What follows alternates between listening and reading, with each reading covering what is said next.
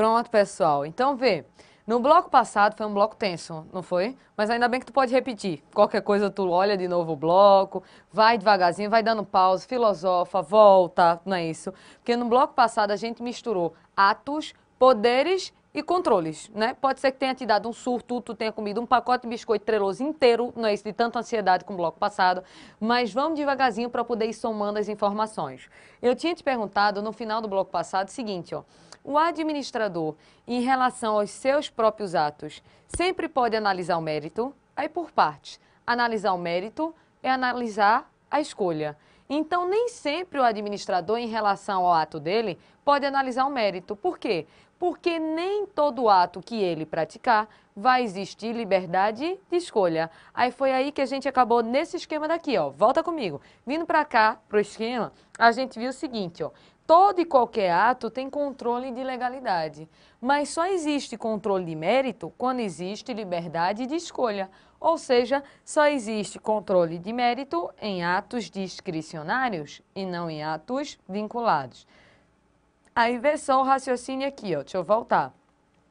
A gente já fez esse esquema inicial e perceba o seguinte, ó, controle interno e controle externo. Controle interno, controle externo. Aí o controle interno pode ser de legalidade e pode ser de mérito.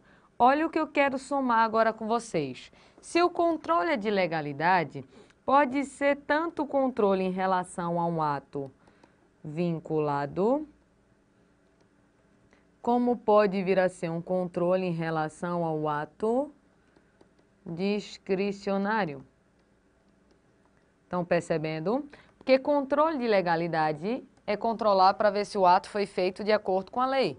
E esse controle existe tanto no ato vinculado quanto no ato discricionário. Vou baixar, ó. Ó o controle externo aqui, ó.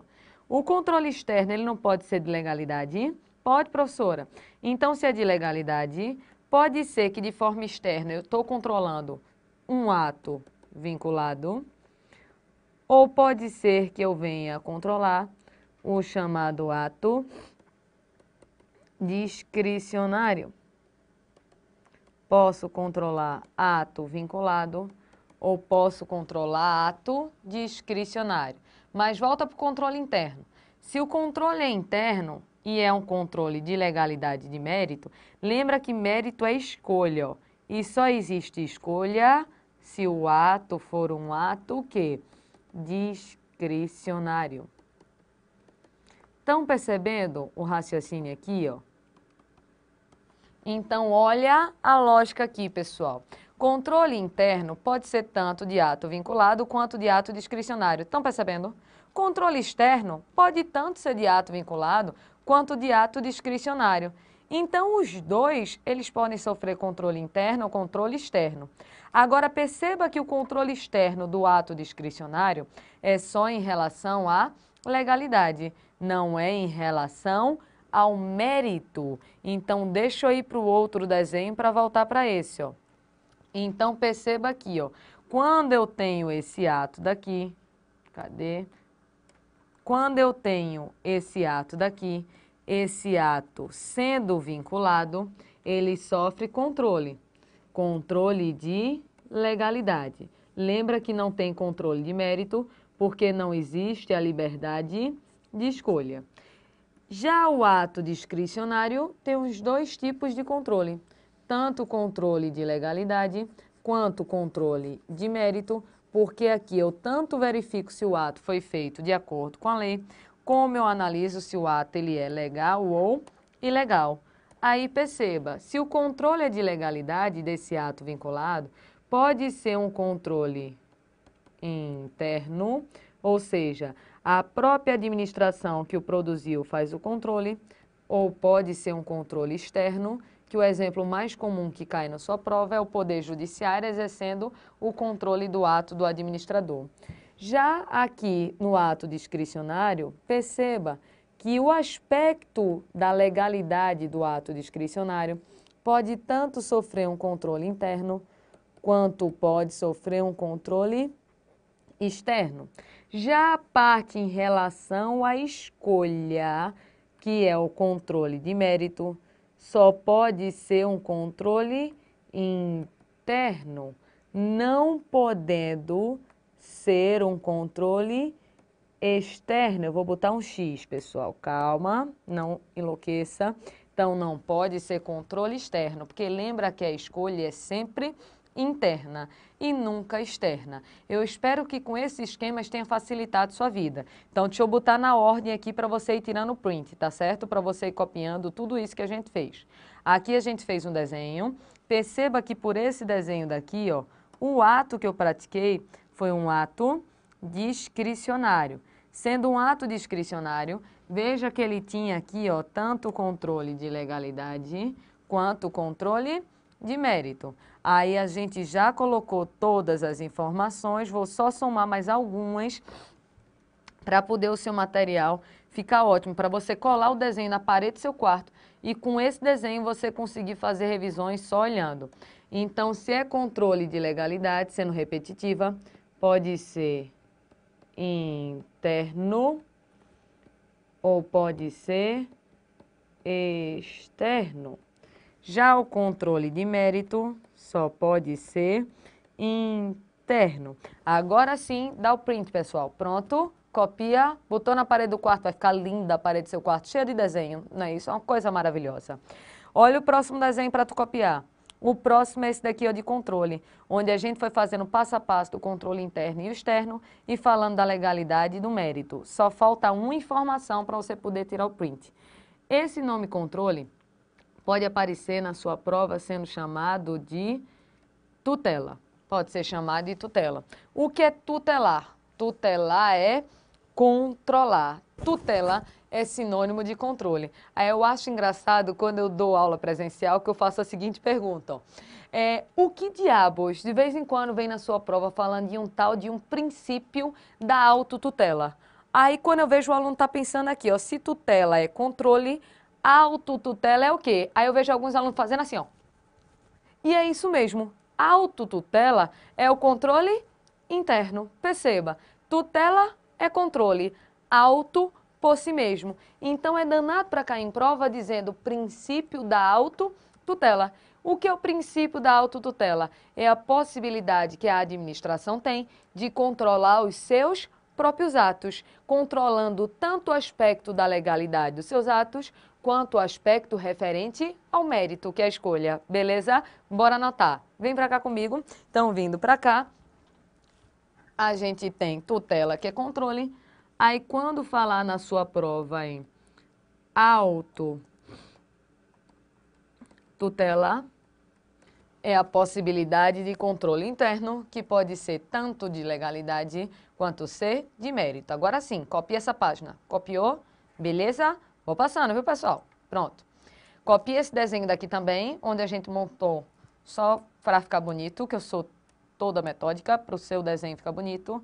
Lembra que a gente fez o paralelo da administração com o poder judiciário e viu as formas de controle, controle interno e externo. Copiou esse daqui também? Próximo. O próximo a gente fez o ato vinculado e discricionário e foi falando das formas de controle. Beleza, pessoal? Tranquilo até aí? Então vai ficar muito fácil essa pergunta daqui do slide, ó. Deixa eu voltar para ela. Perceba, aqui no slide tem assim, ó. É possível controle judicial em relação a um ato discricionário? A gente já sabe que sim. Pode existir um controle judicial de um ato discricionário? Pode, mas só em relação à legalidade desse ato. Só em relação à legalidade e não em relação ao mérito, que lembra que mérito é escolha, a escolha é sempre interna e nunca externa. Aí, para a gente finalmente sair dessa página, existem os limites à discricionariedade, que lembra que a discricionariedade, ó, ela sempre é feita com limites. Aí no seu edital sempre vem o tópico uso e abuso de poder.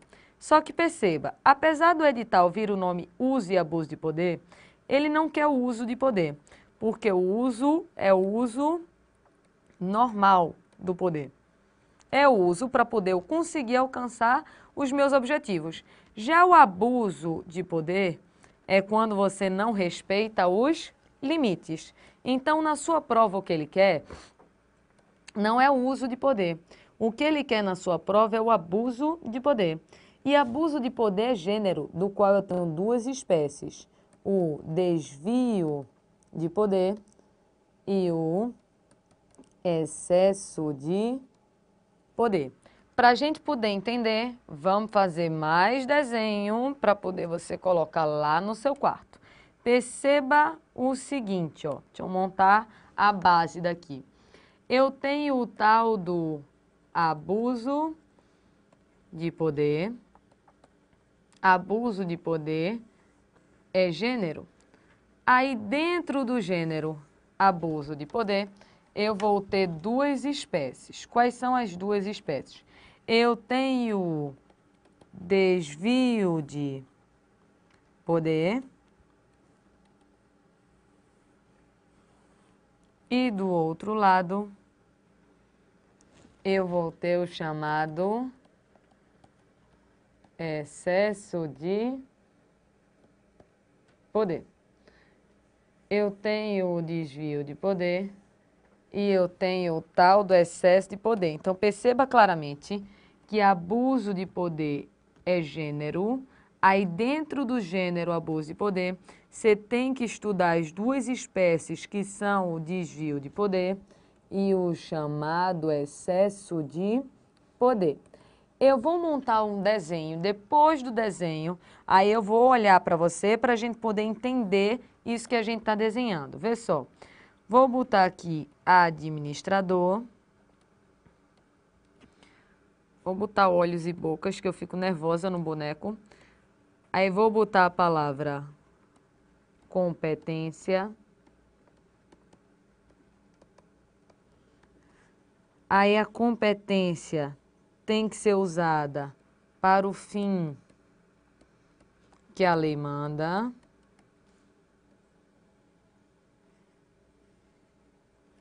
Só que aí eu vou botar aqui o nome outra finalidade.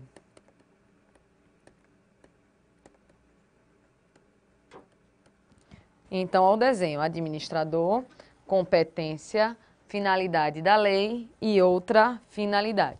Vamos entender isso daqui, mas antes da gente aprofundar, eu quero visualizar com vocês o que significa competência.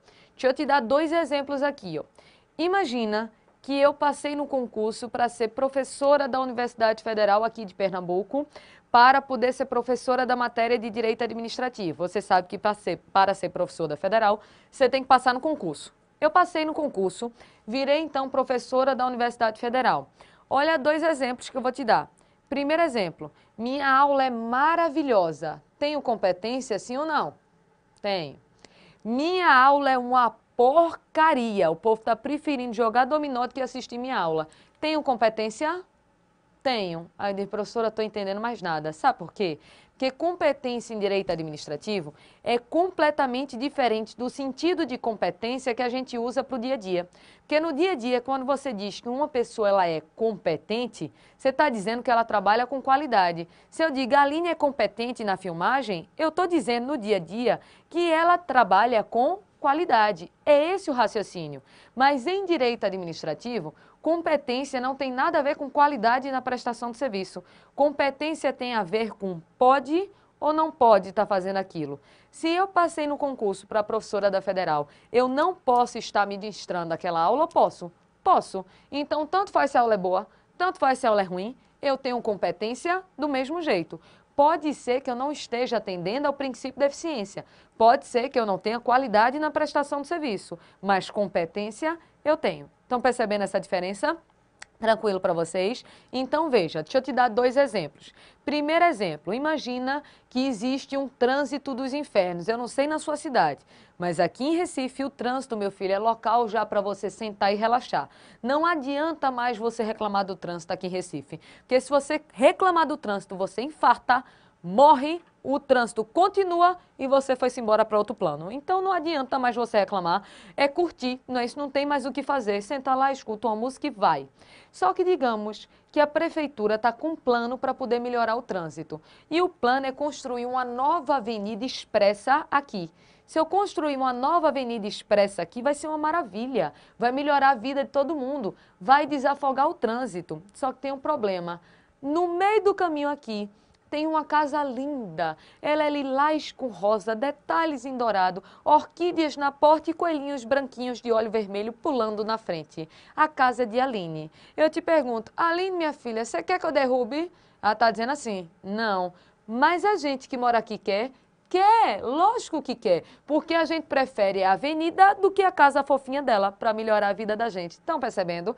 Então, nesse caso, pode ser que é o administrador, um prefeito, por exemplo, desaproprie a casa de Aline, derrube a casa de Aline para construir a nova avenida.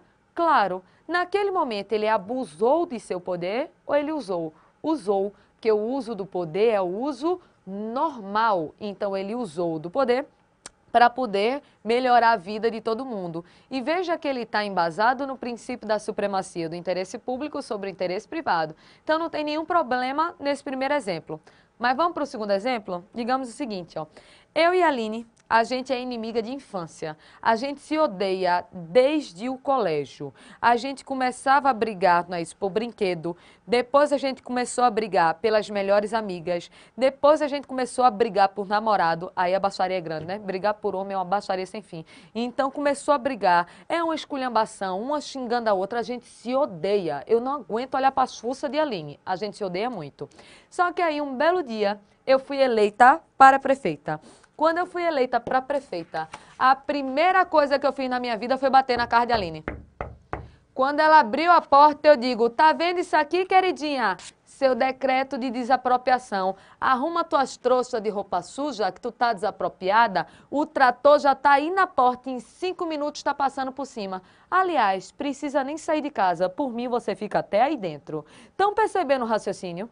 Eu, prefeita, estou desapropriando a casa de uma pessoa, porque ela é minha inimiga de infância. E eu estou fazendo isso só de pirraça. Perceba, olha o raciocínio. Eu, prefeita, sou uma administradora? Sim. Tenho competência para desapropriar? Sim. A desapropriação, segundo a lei, tem uma finalidade, que basicamente é garantir a melhoria do interesse público, necessidade pública e interesse público. Então, se eu faço a desapropriação para melhorar o interesse público, beleza. Mas nesse caso eu estou pensando no interesse público, eu estou fazendo vingança. Vingança? Então, olha o esquema comigo aqui, ó. Volta para o desenho. Voltando para esse desenho daqui, você raciocina da seguinte maneira. Nesse caso, de eu desapropriar a casa da minha melhor amiga, eu, prefeita, tenho competência para desapropriar. Mas, segundo a lei, a finalidade da desapropriação é melhorar o bem-estar coletivo. Eu não estou pensando nisso. Eu estou desapropriando para atingir uma outra finalidade, que é a finalidade de vingança. Então, eu te pergunto o seguinte, ó. Eu agi de acordo com o que manda a lei ou desviei da finalidade da lei? Desviei. Desviei para poder atingir uma outra finalidade. Se eu desviei da finalidade da lei, eu cometi um desvio de poder, que pode ser chamado de desvio de finalidade. Então, isso sendo descoberto, essa desapropriação vai ser válida ou inválida? Inválida, porque ela não está respeitando a finalidade da lei. Beleza esse primeiro exemplo? Tranquilo? Vou para o segundo. Deixa eu fazer o desenho aqui. Deixa eu botar os bonecos.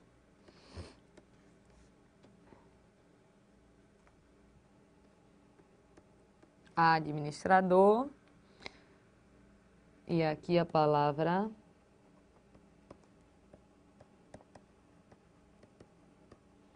competência. Administrador. E aqui a palavra competência.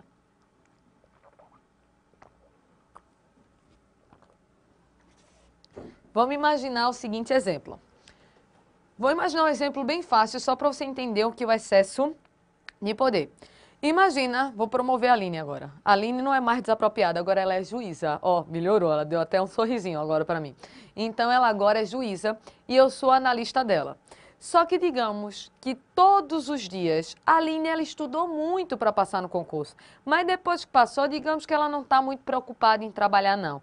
Todo dia ela chega para mim com a pilha de processos e diz assim: "Querida, olha esses processos, faz a sentença e depois leva para eu assinar." Já dá nojinho da pessoa, né? Pronto. Aí eu fico o dia todo é assim, ó. A Aline passeando, eu trabalhando. A Aline gastando, eu trabalhando. A Aline viajando, eu me arrombando. É sempre assim, minha gente, não muda. Eu faço a sentença inteira. Quando ela aparece, ela nem lê, ela só assina e já vai-se embora de novo. Aí, digamos que em um belo dia, o tribunal que a gente trabalha, ela como juiz e eu como analista, estava premiando os melhores juízes. E a Aline, ela recebeu o prêmio como juíza que produzia as melhores sentenças. Aí quase que eu infarto da plateia, porque a sentença é minha. O prêmio é meu. A bonitinha só tá lá de gaiata. Aí já foi ela, toda montada no vestido da Chanel, não é isso? Um sapato Dior e uma bolsa da Prada. Os meninos de regra não estão entendendo isso que eu falei, mas ela tá vestindo mais ou menos uns 50 mil reais no baixo, tá, pessoal? Só para vocês entenderem. E eu de ré, né? Não é isso? Ou Marisa na plateia. Então ela tá aqui, ó, toda montada no brilho, na finesse, na riqueza. Aí ela começou o discurso dela. Ela começou o discurso dizendo assim: "Muito obrigada a todos por esse prêmio, mas não tem nem como eu ser humilde, porque todo mundo sabe que, na verdade, eu vivo para este tribunal, eu vivo para a produção dessas sentenças. Família, desculpa a ausência, porque para mim não existe diferença entre dia de semana e fim de semana. Eu só vivo para a produção dessas magníficas sentenças. Muito obrigada a todos e até ano que vem, que o meu prêmio, não é isso, vai vir de novo." E vai embora. E eu pensando, desgraçada dos infernos, faz um discurso desse, não agradece a equipe, não me dá uma cidra, uma caixa de chocolate Darcó para agradecer, não me dá nada. Aí eu, revoltada, disse: "Pronto, vou mostrar a todo mundo quem faz essa sentença." No outro dia ela chegou com os processos para mim e disse assim: "Queridinha, faz aí a sentença e depois o assino." Eu disse: "Faço, querida, pode deixar que eu faço." Aí comecei, fiz a melhor sentença da minha vida, todinha, todinha, todinha. Aí no final eu assinei, ó, assinado Ana Cláudia Campos, analista de direito. Eu te pergunto o seguinte, ó, essa sentença existe? Existe, que você pode pegar, olha ela aqui, mas é válida ou inválida? Inválida. Porque eu, Ana Cláudia, agi dentro da minha competência, eu fui além? Fui além. Se eu fui além, eu me excedi. Se eu me excedi, eu cometi um excesso de poder. Então, o que é o excesso de poder? É quando o administrador pratica um ato sem sequer possuir competência para tanto. Vem para cá comigo. Vindo para cá, a gente percebe o seguinte, ó. Enquanto no desvio de poder eu tenho competência, mas não respeito a finalidade, no excesso de poder eu pratico um ato sem sequer possuir competência para tanto. Então perceba o seguinte, essa sentença, ela vai ser válida ou inválida? Inválida, ela era até maravilhosa, como ganhou prêmios, mas a pessoa que produziu não tinha competência para tanto. Então perceba, o abuso de poder pode gerar problema na finalidade ou pode gerar problema na competência. Mas uma coisa é certa, qualquer uma dessas espécies do abuso de poder torna aquele ato um ato que inválido, ou inválido por falta de respeito à finalidade, ou inválido por falta de respeito à competência. Tranquilo até aí, pessoal? Tá vendo que direito administrativo é fácil? É muito fácil, minha gente. Vocês estão aprendendo lógica, não é isso? E informática, quanto mais administrativo. Beleza até esse ponto daí? Tranquilo para todo mundo? Aí, professora, pode ser a sua pergunta. Esse inválido é nulo ou anulável? Eu vou chegar nesse ponto mais para frente. Por enquanto, vamos chamar tudo de inválido. Mais para frente no curso, eu digo qual ato inválido é nulo, e qual ato inválido é anulável. Por enquanto, vamos sonegar informações. Não é isso, a gente sonega e mais para frente a gente aprofunda. Beleza? Então volta comigo. Voltando comigo aqui para o material, a gente já deu print nesse daí, pronto, copia esse desenho, mais um para tua parede. E tua mãe é que vai gostar, né? Tu pendurando tudo na parede, teu quarto vai ficar bom de limpar, vai ficar uma maravilha. Aí a gente acaba finalmente essa página daqui, fazendo a diferença de vinculação para discricionariedade e começa a entrar de fato nos poderes. Aí a gente já pode entrar aqui, ó, nesse poder, que é o chamado poder hierárquico. Perceba que eu botei palavras-chave aqui, ó. Eu botei que poder hierárquico é distribuir, escalonar as funções, poder interno, poder permanente, não se aplica ao particular, e delegação versus avocação. Mas desenhando tudo fica mais fácil. Vamos começar a desenhar fazendo aqui um esquema em relação ao... Não, deixa eu botar na página certa. Vamos fazer um esquema aqui em relação ao chamado poder hierárquico.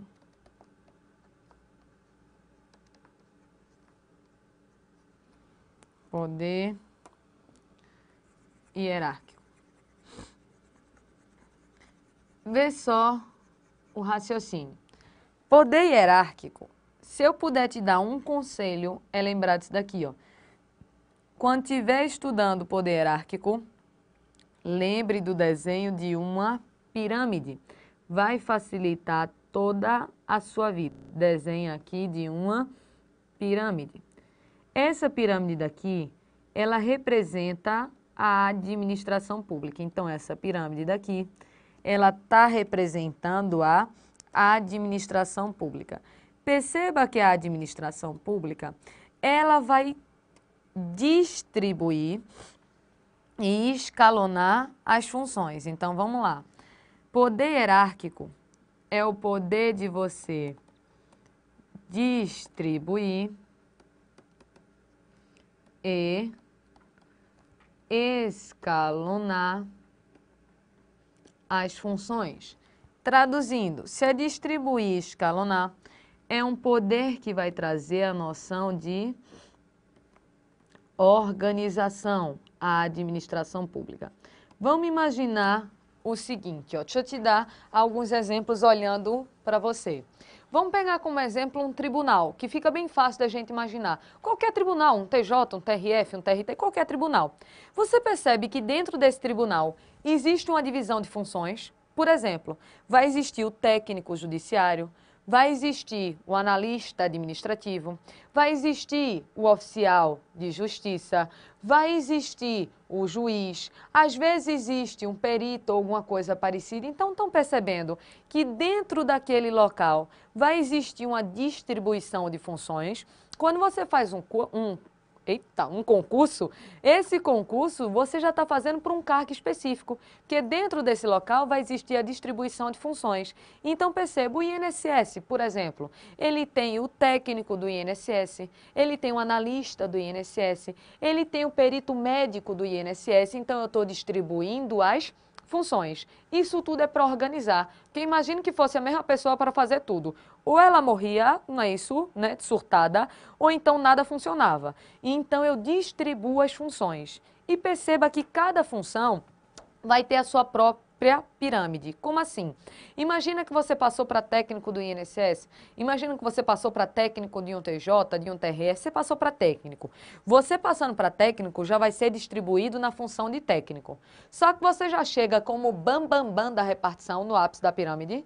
Claro que não, né? Baixa a bola. Tu chega como aspira do lugar. Um aspira rico, nem que seja de felicidade, mas ainda assim um aspira. Você entra na base da pirâmide e depois de um tempo aí você vai sendo promovido e vai subindo. Então existe a pirâmide dos técnicos, a pirâmide dos analistas, a pirâmide do oficial de justiça e assim por diante. É mais ou menos o seguinte esquema, ó. Vem comigo. Vindo para cá, a gente desenha assim, ó. Quando você passar no seu concurso, você vai ser distribuído em uma função. Função de técnico, função de analista, função de perito. Você vai ser distribuído em uma função. E vai ser escalonado em um nível. Muito provavelmente você vai ser escalonado no nível mais baixo da pirâmide. Mas o que importa é entrar. Porque depois que você entrou, você vai trabalhar bem, ser simpático com todo mundo, trazer caixas de chocolate para poder ir sendo promovido. Quando você vai sendo promovido, você vai subindo, ó. Subindo, subindo, subindo, até chegar no seu objetivo final, ó. Perceba que seu objetivo final é aqui, ó, o ápice da pirâmide. Por que que você quer chegar aqui? Porque essa pessoa daqui é a pessoa que menos trabalha e é a pessoa que mais recebe. A pessoa que está no ápice da pirâmide, provavelmente ela ganha mais que todo mundo e só aparece na festa de confraternização de fim de ano. É lá que você quer chegar. Mas como é que você vai chegar lá? Assistindo o resto das aulas, não é isso, mas só no próximo bloco.